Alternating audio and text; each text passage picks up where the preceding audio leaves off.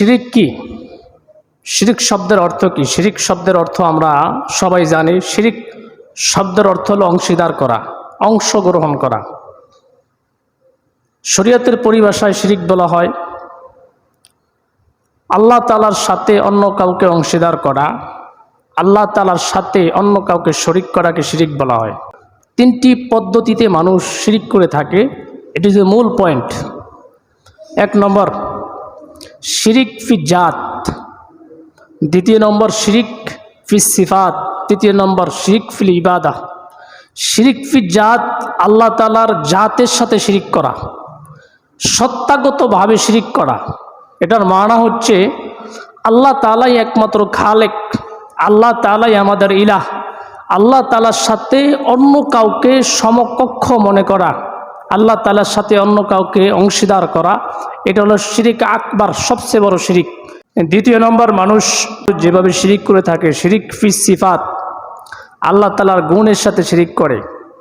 অর্থাৎ যে গুণটি আল্লাহ তাআলার মধ্যেই বিদ্যমান এমন গুণের সাথে শিরিক করে। যেরকম আল্লাহ তাআলা রিজিক দাতা, রাজ্জাক, আল্লাহ তাআলা কুওয়াত, শক্তিদাতা, এই সকল বিষয়ে আপনি অন্য কাউকে অংশীদার করা, এটাকে বলা হয় শিরিক ফি সিফাত। যেরকম ধরুন আল্লাহ তাআলাই মানুষকে রিজিক দেয়, আপনি মনে করলেন না কোনো পিসাব কোনো বাবার দরবারে গেলে তার কাছে মান্নত করলে, তার কাছে চাইলে সে আমাকে রিজিক দিবে, আমার ভালো চাকরি বাকরির ব্যবস্থা করে দিবে, সন্তান আদি আল্লাহ তাআলাই দেন। আপনি কোনো পীরের বুজুর্গের দরবারে গিয়ে সন্তান চাইলেন, সে সন্তান আপনাকে দিবে, এটাকে বলা শিরিক ফি সিফাত, আল্লাহ তাআলার গুণের সাথে শিরিক করা। 3 নম্বর শিরিক ফিল ইবাদা, ইবাদতের মাধ্যমে বান্দা শিরিক করে। সেটা হলো ইবাদত একমাত্র আল্লাহ তাআলার সন্তুষ্টির জন্য করতে হবে, আল্লাহ তাআলার উদ্দেশ্যেই করতে হবে। এই ইবাদতের মধ্যে অন্য কাউকে শরিক করা, অন্য কাউকে দেখানোর উদ্দেশ্যে, অন্য কাউকে সন্তুষ্ট করার উদ্দেশ্যে ইবাদত করা, এটাও শিরিক। তাহলে শিরিক মানুষ মূলত 3টি পদ্ধতিতে করে থাকে। 1 নম্বর শিরিক ফি জাত, শিরিক ফি সিফাত, শিরিক ফিল ইবাদা। এই 3টি পদ্ধতিতে মানুষ দুনিয়ার জমিনে শিরিক করে থাকে।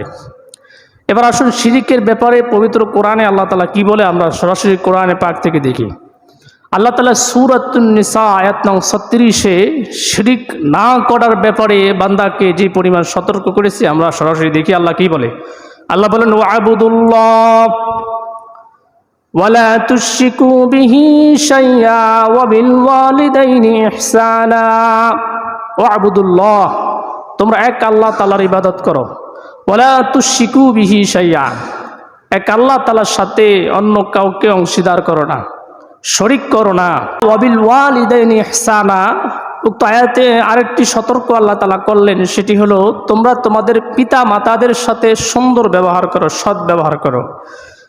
যাই হোক, এই আয়াত থেকে আমরা বুঝতে পারলাম আল্লাহ তাআলা আমাদেরকে, দুনিয়ার মানুষকে সতর্ক করলেন ওয়াবুদুল্লাহ ওয়ালা তুশরিকু বিহি শাইআ, এক আল্লাহ তাআলার সাথে অংশীদার করবা না, অন্য কাউকে আল্লাহ তাআলার সাথে শিরিক করা যাবে না।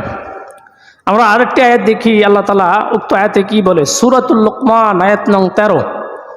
সূরাতুল লুকমানের ভিতরে আল্লাহ তাআলা হযরত লুকমান হাকিম, লুকমান আলাইহিস সালাম, তার পুত্রকে যে উপদেশ দিয়েছেন, আল্লাহ তাআলা উপদেশটা পছন্দ করে সূরাতুল লুকমানের ভিতরে কোট করেছেন। হযরত লুকমান আলাইহিস সালাম তার পুত্র সন্তানকে যে উপদেশ দিয়েছেন আল্লাহ তাআলার এই শিরিকের ব্যাপারে, আল্লাহ তাআলা সেই শিরিকের ব্যাপারটা পবিত্র কোরআনে উল্লেখ করে আমাদেরকে সতর্ক করলেন। লুকমান আলাইহিস সালাম তার পুত্রকে কি বললেন, আল্লাহ তাআলা বলেন ওয়াইয ক্বালা লুকমানু লিইবনিহি ওয়া হুয়া ইয়াইযুহু ইয়া বুনাইয়া লা তুশরিক বিল্লাহ ইন্নাশ শিরকা লাযুলমুন আযীম। আল্লাহ তাআলা বলেন স্মরণ করো, ওয়াইয ক্বালা লুকমানু লিইবনিহি, স্মরণ করো সেই কথা, সেদিনের কথা যখন লুকমান আলাইহিস সালাম তার পুত্রকে বললেন ইয়া বুনাইয়া লা তুশরিক বিল্লাহ, এ আমার পুত্র, আল্লাহ তাআলার সাথে কাউকে শরিক করবা না, অংশীদার করবা না। ইন্নাশ শিরকা লাযুলমুন আযীম, নিশ্চয় শিরিক হচ্ছে সবচেয়ে বড় জুলুম। তাহলে লোকমান আলাইহিস সালাম তার পুত্র সন্তানকে শিরিক না করার ব্যাপারে সতর্ক করলেন যে তুমি শিরিক করবা না, কেননা শিরিক হচ্ছে সবচেয়ে বড় জুলুম। আল্লাহ তাআলা এটাকে পছন্দ করে আমাদেরকে সতর্ক করলেন যে তোমরা লোকমান আলাইহিস সালামের কথা স্মরণ করো, তার পুত্রকে তিনি এই উপদেশগুলো দিয়েছেন, তোমরা এর অনুকূলে এর অনুপাতে তোমরা চলো। শিরিক সবচেয়ে বড় জুলুম, এখানে একটি বিষয় আল্লাহ তাআলা বলেন শিরিক সবচেয়ে বড় জুলুম, এটার মানা কি? দেখেন, আমি যদি কোনো একটা বিষয়ের প্রাপ্য হয়ে থাকি, একজন মানুষ পরীক্ষা দিল, সে সকল বিষয় লেখছে, আপনি তার যোগ্যতা অনুযায়ী যদি তাকে রেজাল্ট না দেন, তার স্থানে না বসান, আরেকজন অযোগ্য লোককে যদি আপনি তার স্থানে বসে দেন, তাহলে যে যোগ্যবান ব্যক্তি তার সাথে জুলুম হয়েছে না? আল্লাহ তাআলাই একমাত্র খালেক, আমাদের সৃষ্টিকর্তা। আল্লাহ তাআলারই একটি সৃষ্টিকুলকে, একটি মাখলুককে আপনি যখন আল্লাহ তাআলার সাথে সমকক্ষ দিবেন, তাহলে আল্লাহ তাআলার সাথে একটা জুলুম হয়েছে। আল্লাহই আমাদের খালেক, এই খালেকের সৃষ্টিকুলকে আপনি খালেক বানিয়ে দিলেন, তাহলে আপনি জুলুম করলেন আল্লাহ তাআলার সাথে।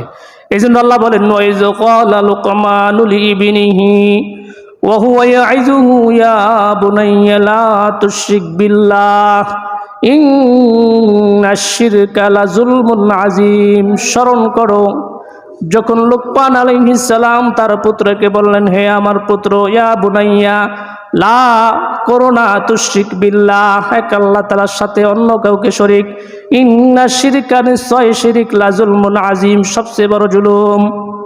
তাহলে উক্ত আয়াত থেকে দুইটা আয়াত আপনাদের মাঝে আমি পেশ করেছি, এবং অসংখ্য আয়াত রয়েছে, যে সব আয়াতে আল্লাহ তাআলা দুনিয়ার মানুষকে বললেন, ও লোকেরা, তোমরা এক আল্লাহ তাআলার সাথে অন্য কাউকে সমকক্ষ আল্লাহ তাআলার সাথে অংশীদার করো না। এই দুইটা আয়াত থেকে বিষয়টি সুস্পষ্ট হলো, কোনো মতেই কখনোই আল্লাহ তাআলার সাথে শরীক করা যাবে না। আর একটা হাদিস বলি শিরিকের ব্যাপারে, সহিহ বুখারী শরীফের 48 নং হাদিসের বর্ণনায় রয়েছে, হাদিসের রাবে আবু হুরায়রা রাদিয়াল্লাহু তাআলা আনহু। আবু হুরায়রা বলেন, নবীজি সাল্লাল্লাহু আলাইহি সাল্লাম বলেছেন, আল ইসলাম আন তা'বুদাল্লাহু ওয়া লা তুশরিকু বিহি। আবু হুরায়রা বলেন, নবীজি বলেছেন, ইসলাম হলো তুমি আল্লাহ তাআলার ইবাদত করবা এবং তার সাথে কাউকে শরীক করবা না। কোনো মানুষ যদি ইসলাম ধর্মের অনুসারী হতে চায়, সে আল্লাহ তাআলার নিকট আত্মসমর্পণ করব, আল্লাহ তাআলার বিধিবিধানকে মেনে নিব, ওয়ালা তুশরিকু বিহি, তার সাথে কাউকে শরীক করব না। তাহলে এই হাদিস থেকে বোঝা যায়, কেউ যদি শিরিক করে তাহলে সে আর ইসলামের মধ্যে থাকবে না, ইসলাম থেকে খারেজ হয়ে যাবে, পৃথক হয়ে যাবে, বের হয়ে যাবে, সে মুশরিকদের অন্তর্গত হয়ে যাবে।